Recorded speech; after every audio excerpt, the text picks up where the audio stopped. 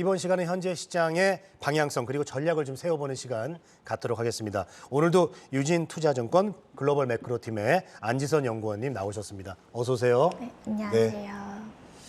자, 오늘 그 시장 흐름 보니까요. 미증시는 이제 많이 떨어졌어요. 근데 국내 증시는 처음에는 소폭 상승 출발했다가 지금은 이제 코스피만 자기 갈 길로 좀 가는 그런 분위기인데 어떻게 보십니까? 네, 맞습니다. 지금 10월 CPI가 역대급 효과를 불러일으켰는데요. 네네. 뉴욕 증시 3대 지수는 200일 이동평균선을 회복을 했습니다. S&P 500은 지난주 5.9% 급등하면서 코스피도 6% 가까이 급등을 했고요. 이 과정에서 S&P 500과 나스닥이 12개월 예상 PER은 각각 18배랑 26배까지 회복을 하는 모습을 보였습니다.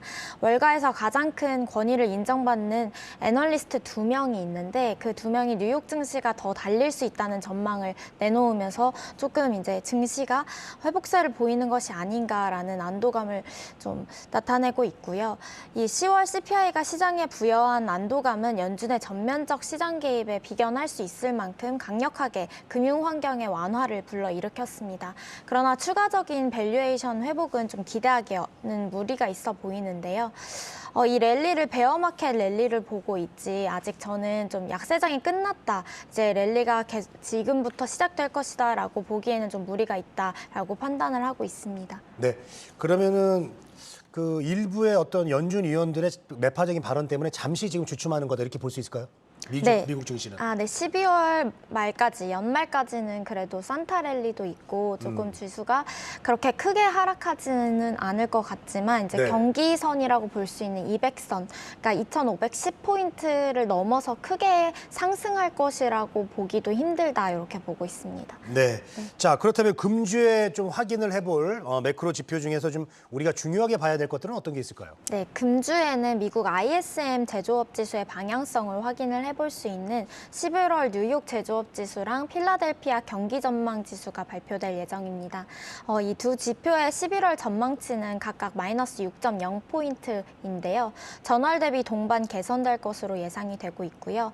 현재 두 지표의 예상치가 실제 지표가 전월 대비 상승한다면 11월 미국 ISM 제조업 지수도 전월 대비 상승할 가능성이 높아집니다.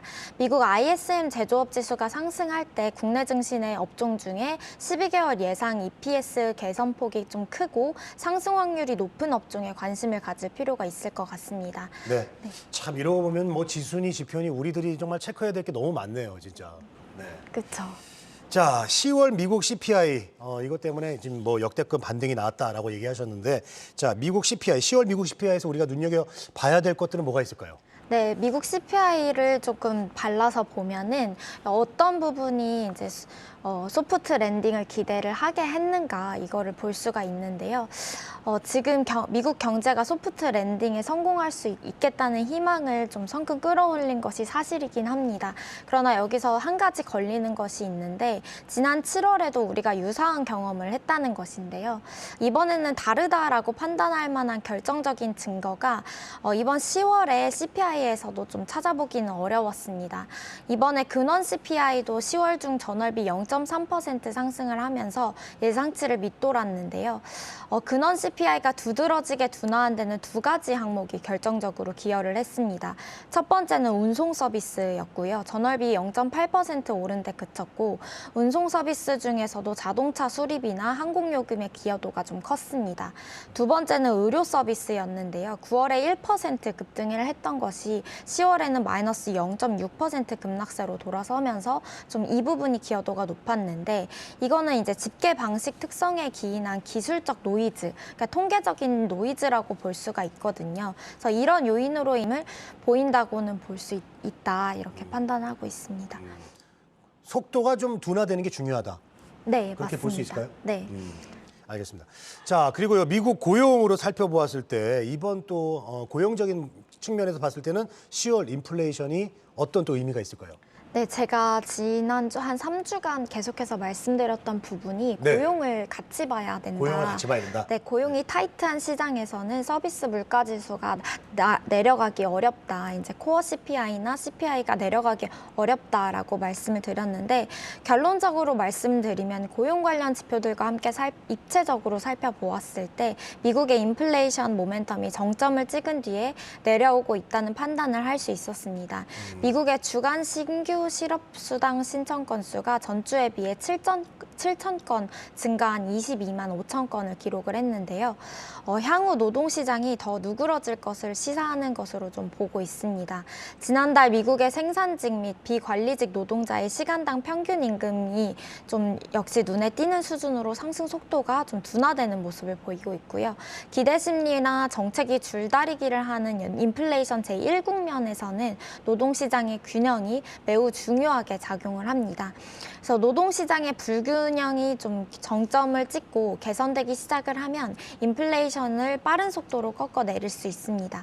하지만 실업률의 증가는 불가피하게 총수요의 급격한 둔화와 맞물리면서 경제의 침체로 이끄는 리세션으로 이끄는 악순환의 고리를 형성하기 쉽거든요. 그래서 이 부분을 조금 고려를 하면서 경제가 빠른 속도로 리세션에 빠져들 수 있는 것을 좀 고려를 하면서 주식시장에 대응하시는 걸 추천드리고 있습니다. 네. 근데 미국 고용 시장은 참 특이한 것 같아요. 이게 일을 안 해도 돈이 많은 것 같아요. 노동자들이 어떻습니까? 네, 맞습니다. 임금이 이제 계속해서 이제 지난주까지는 고용 시장이 타이트한 모습이 지속적으로 보였거든요. 네. 그런데 이제 기업들이 계속 이제 포워드 가이던스를 내밀면서 이제 고용을 해고할 것이다. 그러니까 많은 노동자들을 해고할 것이다라는 발표가 나면서 네. 이것이 이제 실물 지표까지 반영이 되는데 시간이 걸리는데 그게 반영이 되고 있는 것으로 파악이 되고 있고요. 네. 연말에 발표되는 그런 지표들에서는 임금 지수도 좀 많이 피크아웃을 할 것으로 보고 있습니다. 네, 알겠습니다. 자, 그래서 우리는 이제 어떤 좀 주식을 봐야 될까요? 네, 어떤 이제 업종이나 주식을 네. 봐야 될지가 좀 문제가 될 것 그렇죠. 같은데요. 네. 일단은 지금 쇼커벌린 물량 출회로 인한 주가 급등세 이런 거는 조금 진정되는 모습을 보이고 있습니다. 코스피 지수는 수급선이라고 볼 수 있는 선이 60일선이고 120일선인데요. 이걸 넘어서 경기선을 돌파할 준비를 좀 하고 있는 모습을 보이고 있는데 이 60일선 기준선이 원래 2320선이었고요. 120일선 기준선이 2390포인트 그리고 200일선 기준선이 2510포인트였는데요.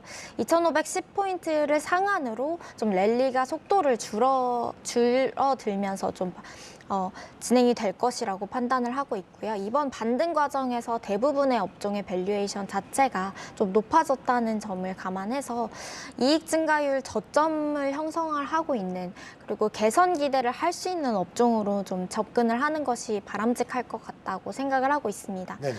반도체 그리고 소프트웨어, 건강관리, 화학과 같은 업종이라고 볼 수가 있는데요. 이 업종에 관련해서는 수급적으로도 외국인 수급이 건강관리나 반도체 주로 이제 들어오고 있다는 점에서 긍정적으로 보이고 있고요.